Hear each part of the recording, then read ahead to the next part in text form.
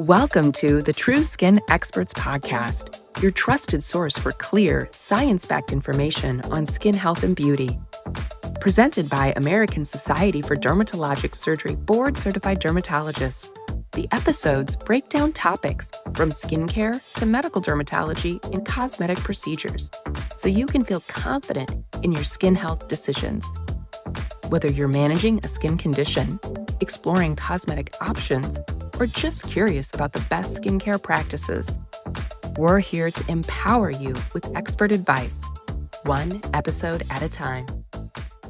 Hi, I'm Dr. Kavita Mariwalla, and I'm the president of the American Society for Dermatologic Surgery. And drumroll, please. I have the pleasure of introducing you to Dr. Sandra Lee, who truly needs no introduction. So, Dr. Lee, thank you so much for Yeah. joining me on our podcast. We are talking today about pioneers in dermatology. Oh my And gosh. I know, come That's on, weird. you're one Yes. of them, right? That is so And I weird to know think that. Yes. you're a reluctant celebrity, as I like to call it, which is It's why I just think you're weird. so amazing. So Yeah. let's go back to the beginning. You're a Mhm. board certified dermatologist, fellowship Yes. trained, Yes. high academic credentials. Yes. Took a Back while to get here. to Yes. took took a little bit. So Yes. take me back to the beginning when you're a practicing dermatologist and you're Uh-huh. thinking, I know how I'm going to get my field out into the public. I'm going to make the concept of cysts and making people familiar with what their skin can and does do almost like an everyday thing that people are comfortable talking about. Walk me through that moment.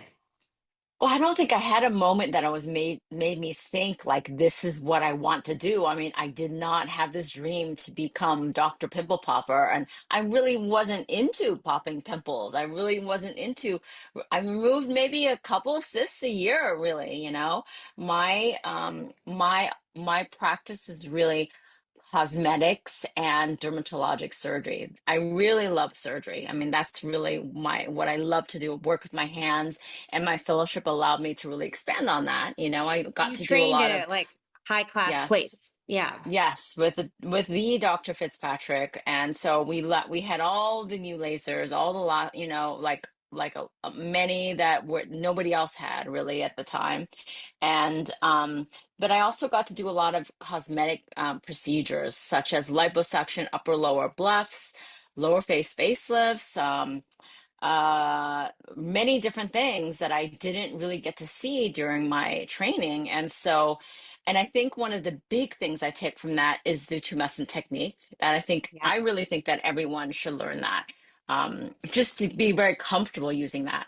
And so I really learned and felt very comfortable using the tumescent technique. And that really led me to everything kind of just came at the same time. And I like to say that um it all really had to do with me being 10 years into my career already and having the comfort and the feeling confidence in doing what I do as a surgeon, as a dermatologist, and then really having social media come along and deciding to try to post things out there because there were not really any doctors on social media. And when I actually did that, I just happened to post a blackhead extraction. You know, I didn't really think that much of it. I thought it was interesting, it's cool, but I didn't realize quite how much people were so enamored of it. Really, they really created a lot of excitement for people. And I just saw that and I saw, what is this? Why do people like this so much? And could I be their queen? You know, like, could I be like this You are person? the queen. Well, I just like, it was just kind of exciting. You know, it was Yeah. kind of exciting. And I also, the reason I started an Instagram page, really, that's where I kind of started it, was just to show people why I love dermatology so much. I mean, why you love dermatology so much. I'm sure you try to show that and you naturally show that in your social media. It's just I love what we do. I love my patients. I love that the technique that we have, the way we need to use our hands and just help people change their lives in these ways that that we can do that we're true experts at. And so it was really like very exciting. And to see people respond to it in such a positive way was really exciting too. It was just like, how big could I grow this bonfire, just to see this kind of grow was really, really exciting. And that was 10 years ago. And that just Just really why? led me, yeah, it just really led me to crazy places that I never imagined. And for me to be, I didn't have this idea that I was going to be this person that people would recognize or recognize my name or know me or, but I really felt very strongly that I love my profession and just wanted to show it off and just wanted to show what's so amazing and so beautiful and so exciting about being a dermatologist and being able to treat people in the way that we do. I think what's so amazing about your story is that you actually started using a technique that was pioneered by dermatologists. Dr. Jeffrey Yes. Klein really taught us how to do tumescent liposuction. I remember 10 years ago when you were giving one of your lectures about how you decided to use social media to engage patients. At the time, nobody was doing that, Hmm. not in the Hmm. field of dermatology. How did you decide to come up with the name Dr. Pimple Popper? I mean, it's so catchy and it's like Yeah. I still to this day everybody watches you. You know, you have not lost your edge.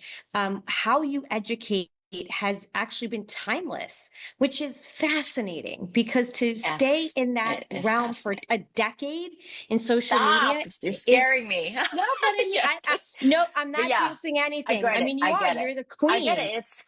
It is quite amazing. I just feel like, well, I just feel like on that note, like I just really feel like I try to do things, trying with always the main intent, taking the best care of my patients and really trying to showcase dermatology. And so if I can just do that and try to do those main things, stick with those goals, just be kind and just be good. So at least like if I make a wrong decision in doing something, whatever it might be, going in the wrong direction, because you don't even know, like this is a path that I never trained for. I didn't really decide to do. I just had, and then you have this sort of power that this influence, and you feel like this is like, I don't take it lightly. In other words, I really try to do things as in the best way that I can, that at least if I made the wrong decision, I feel like at least I did this with sort of dignity, or I did this like with a purpose of putting good out there, Yeah. so that's the You know, only way I've that I heard can think you. about it.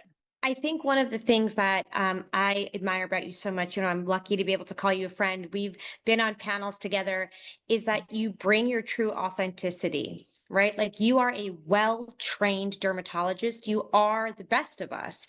And I remember one time you said, Yeah. you know, I just hope that I make the field proud. You were giving a keynote, Yeah. being honored, and I thought that that was so amazing, right? That you Yeah. can be educating patients and at the end of the day your number one mantra is let me make sure I'm taking really good care of them. Number two, let me make sure that I'm upholding the standards of this Hmm. profession.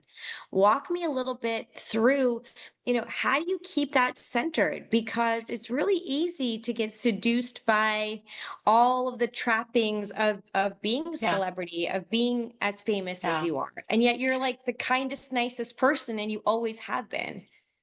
It's really hard to not get drawn into things and really try to think, well, this is not fair. This person is doing this and look at their success and, why can't I do the same, why can't I do the same thing? Or I don't know, like I think of things in the way that for example, some people may see like a lot of patients in a day. Like this is an example, like 60 patients, 80 patients. I just can't do that. That's great. If they can take great care of the patients, awesome. Like I'm sure that many of them can. I just try to do, I don't really think about I don't really think about the money. I don't really think about the fame. In fact, I don't know if I love the fame either. Like, I mean, there's wonderful things about it, but also it takes away your sort of privacy or your, feeling like, you're being watched all the time or something. But I just try to, I feel like I'm really proud that I really went about my just practicing dermatology in the way, not trying to make the most money that you can, or or get the most success that you can. I just really tried to take care of my patients, and interestingly that brought me money and success, like, so it was like an interesting way that brought that to me when I wasn't really trying to, that was not my goal, in my Yeah. life. I know So, you're really close with your dad. We were at the yeah. World Congress Mhm. in Singapore, and like it was really important to you that he was able to be there. And I think that you embody this saying that my dad always told me, which is don't Mhm. chase money, let money chase you, right? Like if you Yeah. keep your eye forward and just try to be the best that you can. So as we talk about pioneering in dermatology, you're a pioneer in social media, you're a pioneer in showing people how to use social media to educate the public. What I find amazing is that how many young people are so they look up to you. Like you get so many letters from kids and young Yes. people. Yeah. Tell It's me a little weird bit too. about Yes. that. Tell me a little bit Yeah. about that. It's kind of like a little bit of a pressure, right? That you have to Yeah. constantly be showcasing sort of the best. How do you work through that? I mean, I don't feel a lot of pressure with the young kids. Like there are really like 6-year-olds, 8-year-olds, 12-year-olds that come You to sent see you the me, and it's cutest cards. fantastic. Yeah, it's Yeah, it's fantastic. They amazing. draw me these amazing pictures. They come on their birthday, like dressed up. Like who goes to a doctor's office? A doctor that you never met like in person, and not even your doctor. And you go out of your way and drive there to see them. That is so cool, right? Like Yeah. that is like one of the most amazing part. They've dressed up as me for Halloween. That's crazy, right? Uh, it's just nuts. What do your kids say about that? Oh, they roll their eyes. They're like, That's amazing. you're not a YouTuber. Come on." That kind of thing. Yeah, whatever. And that's fine. Like, I don't want I mean, my kids are old enough. They're college kids now, and if they're old enough for me to really, I've always been very conscious of me trying not to overshadow their life, really, or like they feel like, they're known because of me. I don't think that would ever happen necessarily, but I really didn't want that to happen because I think they got to forge their own way.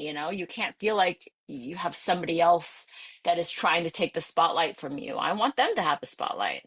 So, so those kinds of things, I mean, it's really special when these young kids come to see me, and I don't really feel a pressure with them. It's just like that's one of my favorite parts about being a dermatologist. I love the sort of challenge of getting your patients to like really trust you and really like you and want to see you. And that bedside manner thing. I actually, frankly, I mean, people tell me that I have good bedside manner, but frankly, I didn't even know that that was true, really, until I started to watch videos and people would tell me this, like or tried to make videos. I didn't really know this, like specifically, and just which is really kind of funny because as an aside, I will say I can talk to my patients all day and like think of fun, great conversations to have. But if I'm at like a school function, like I cannot make small talk, like that same kind of thing. Like it's because I think a lot of our life Their is moms can doing that. paralyze you. You're like, give Yes, me a cyst yes, they any day. do.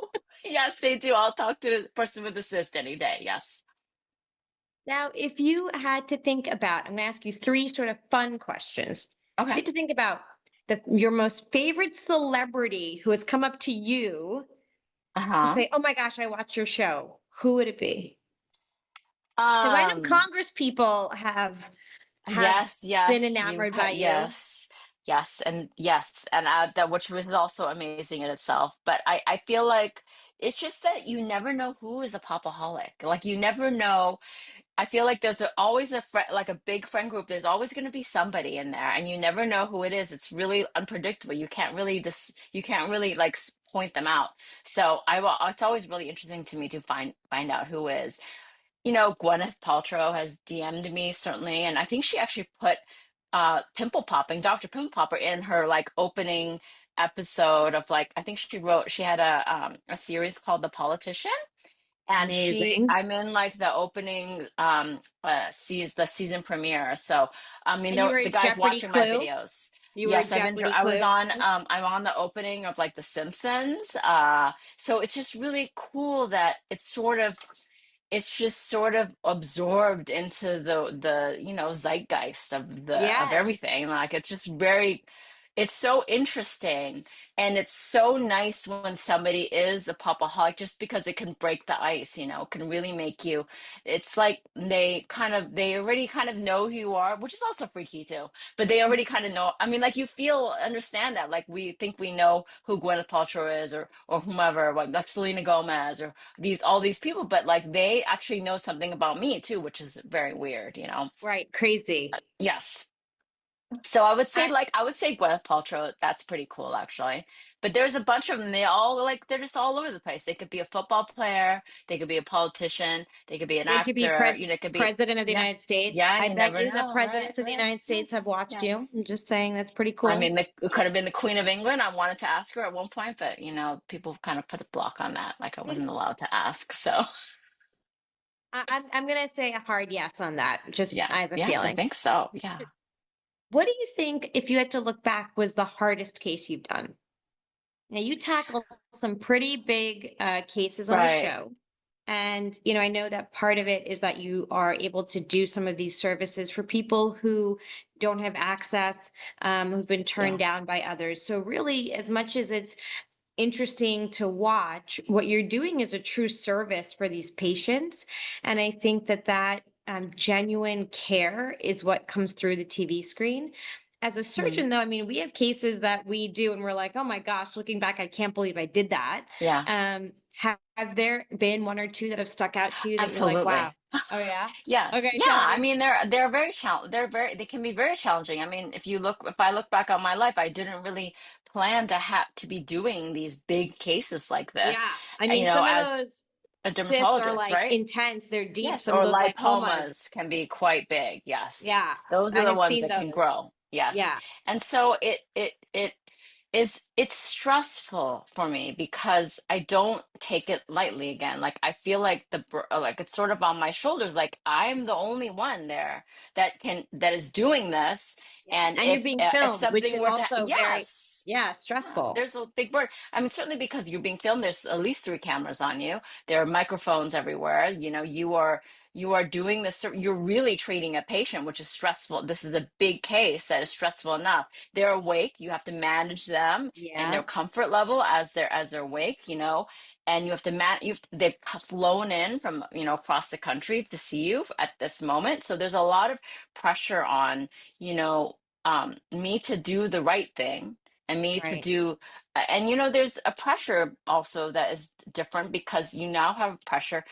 I always say like the show and the networks that I've worked with two networks now, and they've been wonderful, but their motivation is different than mine. Their motivation Yeah, is entertainment, right? The bigger the right, better, the most amazing, the right, most stressful case is the best, and that's right. not what I want. No, I just want to take care of my patients. I make sure that yeah, they're well. So, just like little things for that in terms of that, like they'll be like, so how is this? Can you tell the patient that this is the biggest thing, that you've never seen something like this before? And I'm not the kind of person to do that. I'm not going to right. tell them.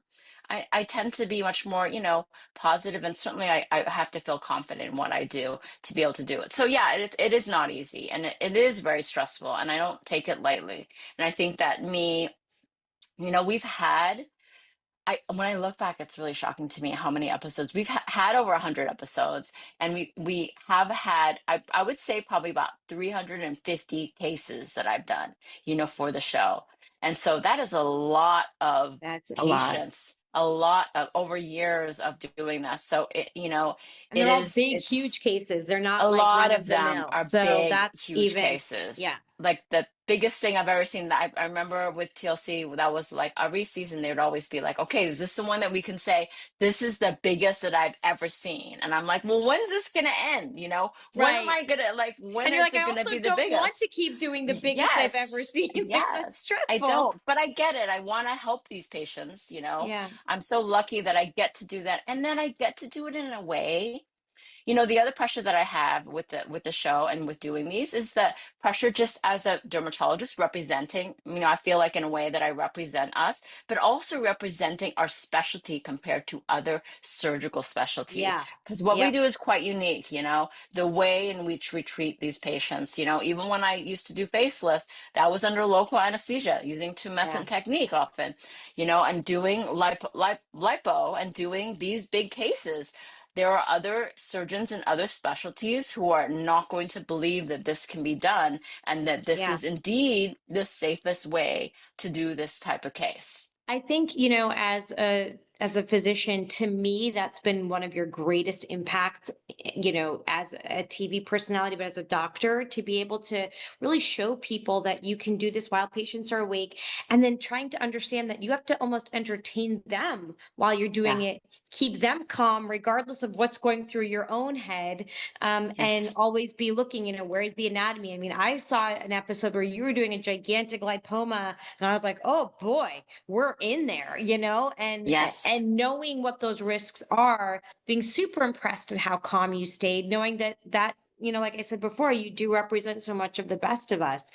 So when you think about, okay, the biggest, the hardest, what do you do when you finish that day? How do you decompress from that? Um, well, when we tape the show, we usually tape the surgical part or the technical part of a single show in one day. So Okay.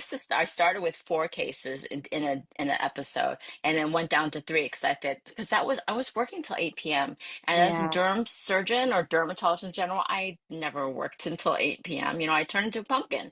So I Yeah. can't Well, like also under that I much couldn't pressure, function that's a that way. long day. Yeah, it's a long day. And so I just feel like, the pressure. I'm sorry, I forgot the question now. What I went off Oh, on just like topic. What were what you do you saying? do? How do you get down from that kind of intense? Oh yes.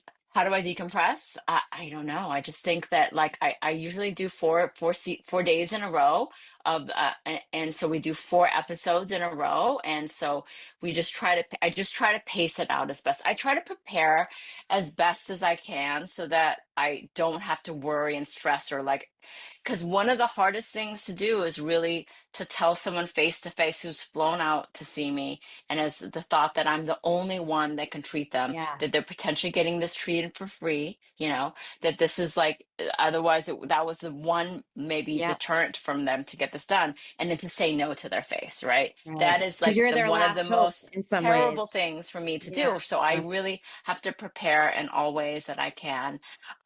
So I don't know. I don't really decompress. I think I just try to get through those 4 days and then I try to take a break and we do that once a month. We just finished actually a season of a surgical, 20 episodes. And so we just finished that like a month ago or about a month ago. And so I just have the easy part, like the confessional part. And then actually it's going to premiere very soon. It's going to premiere next month. So I think this is like more the fun part. I don't really watch the show back, and people think You that that's don't? weird. Yeah, I don't really love, I mean, I don't mind watching myself, but I will, get caught up in like, why was I wearing that day? What happened to, like little things like Fly that. away. Yes, like what is my hair like that, or something like that. But I think, and so it's not, I'm used to my voice at this point. It's just like I feel like I joke. I'm almost like I was there. I was Right. already there. I've been there. I was there. So I don't really need to watch it again. But actually, if I did, and one day I will, like I think that's when I'll really feel very proud of what I've done because I don't really see the whole story and see how because I don't see when they go to their house and like interview them and how it affects Mm. their life. And then I don't really get to see afterwards. I'm there for the surgery and I kind of know a little bit about them, but I don't really know the full story or get to see how it changes. And I'm really lucky that I get to do that because all of us do these kinds of things, right? Yeah. All of us change our patients' lives, but I actually have it recorded that I get to see how it has affected them in positive ways, which is I mean, really I like a think it fortunate thing. Yeah. And it really does. It changes their life. You and I share a patient together who you sent Yes. my way. And to this Yes. day, I mean, he's so happy. It literally changed the entire trajectory of his life, Yeah. which I think is also a really nice thing to showcase for our specialty.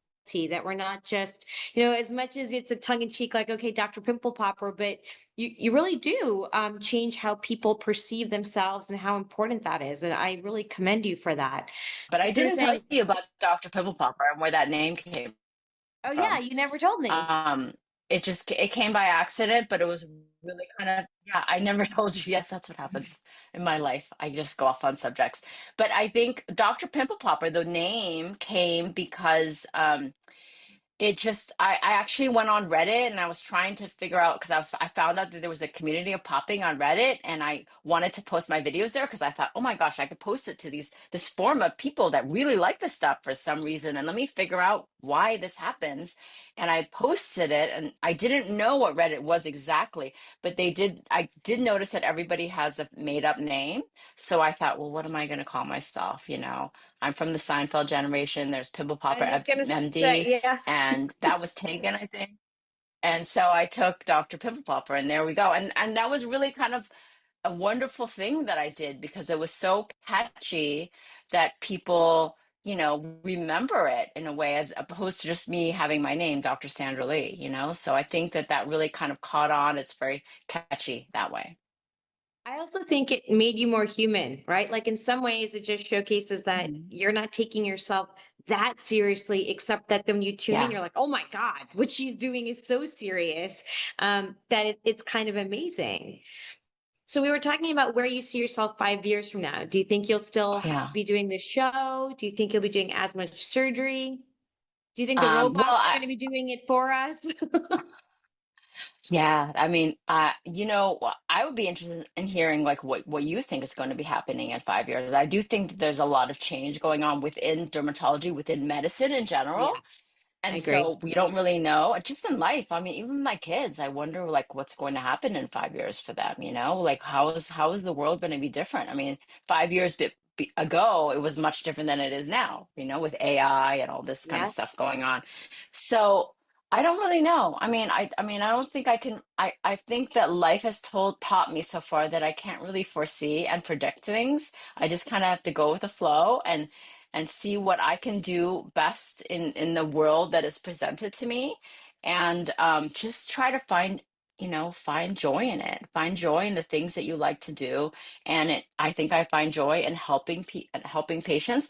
I really am proud of my special. I really love my specialty, so I'm hoping I can do things that can kind of help to show that we are so much more than pimple poppers, just in ways just to, I don't know, I just want to do things like that can make a positive impact, make a difference.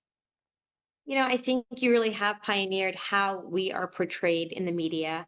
I think that you single-handedly give dermatology a good name, which is, a lot. I think dermatologists, we are a critical bunch of people sometimes. And you've really done something amazing, which is be able to withstand criticism because of what you do is so genuine and really is patient centered, which I applaud so much. And what you've done for the Yeah. field is to really showcase that in a way that nobody else has and nobody else has been able to with such longevity. It's been amazing. I Yeah, want to thank that's you crazy so to see. much, by the way, for agreeing to talk to us tonight. And Of as we course. wrap up, I want to ask you derm confessionals. Okay. Okay. Okay. Jesus. You're scaring me. So Okay. tell me something that you should do that you don't that much. Like for me, I don't really wear sunscreen as much as I I was gonna should. say the same thing. Come I feel on. like a lot of Yes. derms don't wear sunscreen. They lie. Yeah. Well, it's because We're because inside I all the would time. more, yes, yes, yes. I don't think I see the light of Yes. day. My dad is a dermatologist too, and he's been plenty tan many times in his life. He's a fisherman, like he's been out there. So, I mean, it's just, I feel like, yeah, I should use sunscreen more. And I feel like now I'm getting to this age, I'm like, why didn't I use sunscreen more kind of thing for anti-aging reasons? So that is exactly my answer too. Okay, is there a procedure that you would not do On myself or on other people? on Both? yourself? Oh, God, answer I as wouldn't you get a wish. BBL. I wouldn't get a BBL. I mean, like a derm procedure that I wouldn't do. I like that answer Um, though. is Things I that would what you're not do. I would asking? not get. I, I, I, I am a, I am the worst patient. Like I can't do much of anything. And I Because of like like pain I factor, or I you yeah, get I did an nervous? ugly cry when my husband tried to inject my armpits with Botox, for sweating. And like I say like I hate you, why you do this? You're doing it wrong, da da da da, that kind of thing. I'm terrible. He hates doing anything on me. Oh my gosh. If he's got to inject a pimple, forget it. I have to convince him because I have to promise him that I'm not going to yell at him. Because I think that that pain brings out the anger in me, but I'm the worst patient. So, I think that prevents me from getting a lot of things done, because I don't know, I'm just a wuss. But I can definitely, I have no problem, anesthetizing people or treating people with it for things. But can I do that? Could I get CO2 laser resurfacing? I don't know. I don't think so. Could I get like back when I was a fellow, when we were doing a lot of thermage and things, I was like, oh my gosh, I am never doing that kind of thing. So just, there's just things that I feel like if it's not absolutely necessary, I probably wouldn't do it. And, I don't know. Now, what's I your just, favorite procedure to do?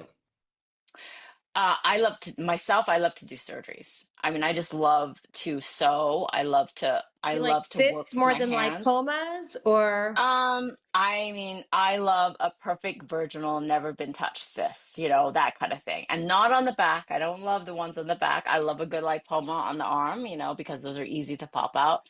Um, I think the cysts in the back, because the pilar back is cysts are so quite, thick. yeah, Yes, pilar pilar cysts are cysts are quite excellent. And a dilated satisfying. port whiner, no, nothing can beat that. That is like the zebra or the unicorn that you find. That's amazing. So, That is a good one. I agree. I yeah. agree. So, Dr. Lee, as we wrap up, is there any advice you would give to folks who are looking to start educating the public, or are there kind of rules that you keep dear on how Yeah. you talk about disease states? Yeah, there are rules that I have that I try to tell, especially these residents. I give lectures to young dermatologists and residents. I try to gear it towards them because I really think that the things that my father had told me when I was just starting, he might not even necessarily remember what he told me, but I really feel like many of the things that have made me successful or made me a good dermatologist are like the advice that he has given me, in that, for example, I just try to the things that he has told me are such things as, don't really, try to stay away from negativity, try to stay positive. My father has many times told me, hey, look, like, I know you can have competition right down the street, another dermatologist trying to infringe on your business. If you're good, people are going to come to you. So you just focus on yourself and focus on being a great doctor, a great dermatologist, and you're going to be successful. Don't think about the other people. Don't put them down. Don't badmouth other doctors, because I feel like it's also a karma thing to me. Like, it can bring it back to you. And I think that all those sorts of things hold true on social media. I really I think especially now with so many dermatologists, so many medical professionals, with so many non-dermatologists even talking about skin, it's very important uh, very important for me to make sure everybody should know that if you're on social media publicly as a dermatologist, you represent all of us. That's very important. You need to remember that it is a responsibility that you need to have, because um, I just think we are held at a certain standard, and it can suck in a way, because then you can't like really kind of act like everybody else may on social media. There's a certain Right. way that you do need to act because you are a physician. And And I think that responsibility is even greater as a female physician, right? Like, Mhm, you really need to make sure that you are staying not just in your lane as a dermatologist, but representing for all the women in the field, mhm, now that we're mhm. more than 50% women in our field, to make sure that your professionalism shines through, I think, at least. Yeah, yeah. I mean, there's so many ways that you can feel that you are represented, really, even by your race. You're represented by your race, by your sex, by your profession, by your specialty. So I think that these are all really important things to remember. And sometimes we don't want to, or we just want to have fun and just show who we are, which I get too. There's this balance, you have to show your personality so somebody will like you. And it's sort of like you're trying to woo those people out there that you never will meet ever, in your life. But you're just trying to, like, get them to really like you, want to be friends with you, but you don't want to do it so much. Like, I don't want to do it so much to show my whole family life, to show where I live, to show like Yeah. what's crazy when I've had like a couple vodka tonics, or, like, I just Yeah. think there's like an important balance that you have to have. And it does sort of sacrifice you not really maybe showing like a wild, crazy side of yourself, because it's just not a great side to show as a professional. And so, you know, I think that is something that can be like a bummer for a lot of people because they want to be on social media. I think we see there are people that are professionals on social media and whatever, it might be a lawyer, a doctor, a judge, who knows, like a teacher, a big professor, and they may show themselves in a way that is not becoming to maybe their field and they get in trouble for it. So it's just a balance. You just have to remind yourself of that and stay true. Just be a kind, happy person that people want to be around, and a little humor always goes a long way. But just always maintain your professional demeanor. I I don't know. couldn't I'm just saying that. I don't know. I try. It's hard. It's hard because you want to show some of the fun things that you've done that are just fun, that are cool, but like, how much are you sharing? Like if you go somewhere fancy and you go somewhere really nice and it's beautiful, but it's very expensive, like, do you really show all of that? Do you show your expensive handbag? Do you show your expensive car? Do you talk about the boat that you have? Or like all these things are like, how much do you want to share of your life? And I mean, you can go in different directions on your social media, but I feel like if you're a dermatologist and you're trying to represent dermatology or your profession, whatever it might be, if it's a professional profession, you really need to stick by some guidelines and just be careful because you are representing not just yourself, but a lot of other people. I couldn't agree more. And with that good advice, I want to thank you again for being on this podcast of Pioneers in Dermatology. You certainly are Thank just you. one of the absolute my favorites and also a friend. And I You're cannot so thank you enough sweet. for agreeing to do this today. Thank you so much. And that's from You. my dog Lucy. She says thanks too. Thanks for tuning in to the True Skin Experts podcast. If you found today's episode helpful, be sure to subscribe and share with someone who might benefit. For more resources or to find an ASDS board-certified dermatologist near you, visit asds.net and follow at ASDS SkinMD on all social media platforms. Until next time, take care of your skin. It's with you for a lifetime.